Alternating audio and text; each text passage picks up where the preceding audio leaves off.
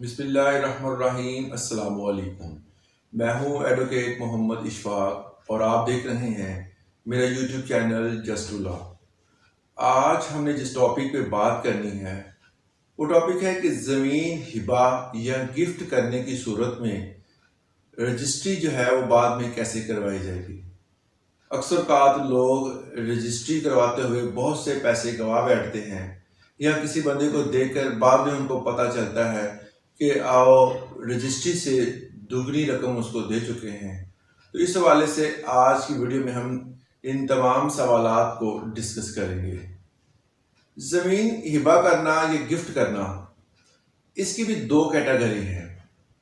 एक पहली ऐसी कैटेगरी जिसमें अगर कोई बंदा ज़मीन जायदाद प्रॉपर्टी हिबा करता है, मसलन अगर कोई बंदा जिसका अपनी प्रॉपर्टी उसके नाम है वो अपनी बीवी को हिबा कर देता है या अपने बेटे को हिबा कर देता है या अपनी बेटी को हिबा कर देता है या किसी बहन को हिबा कर देता है, भाई को कर देता है, वालिद को कर देता है या वालिद अपने बेटे को कर देता है या अपनी बीवी को कर देता है, तो इस सूरत में यहाँ एक और अहम सूरत है कि एक मर्द की दो बीवियां हैं, एक बीवी दूसरी बीवी को हिबा कर देती है, तो इस सूरत में टैक्स जो होगा वो कितना लगेगा।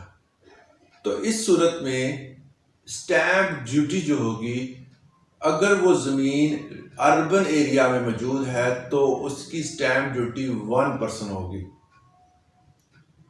अगर अर्बन एरिया में वो ज़मीन प्रॉपर्टी मौजूद है तो उसकी स्टैंप ड्यूटी 1% होगी। अगर देहाती एरिया में मौजूद है तो देहाती एरिया में उसकी स्टैंप ड्यूटी 3% होगी। इसके अलावा रजिस्ट्रेशन फीस कितनी होगी? अगर प्रॉपर्टी की मालियत 5 लाख से कम होगी तो 500 रुपए उस पर टैक्स रजिस्ट्रेशन फीस की मद में लगेगा।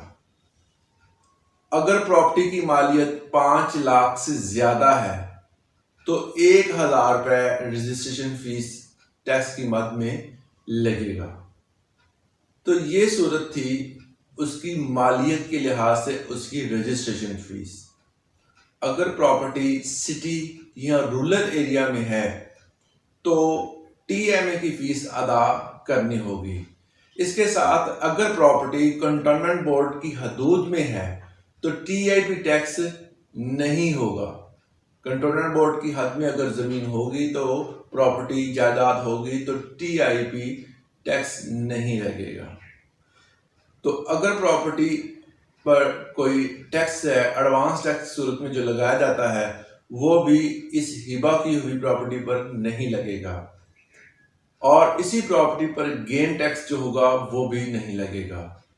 तो हिबा अगर आप अपने रिश्तेदारों में जिसके साथ आपका ब्लड रिलेशन है उसके साथ करते हैं, उसको हिबा कर देते हैं कोई प्रॉपर्टी, तो इस सूरत में ये तमाम चीज़ें जो होंगी वो करना होगी रजिस्ट्रेशन के लिए।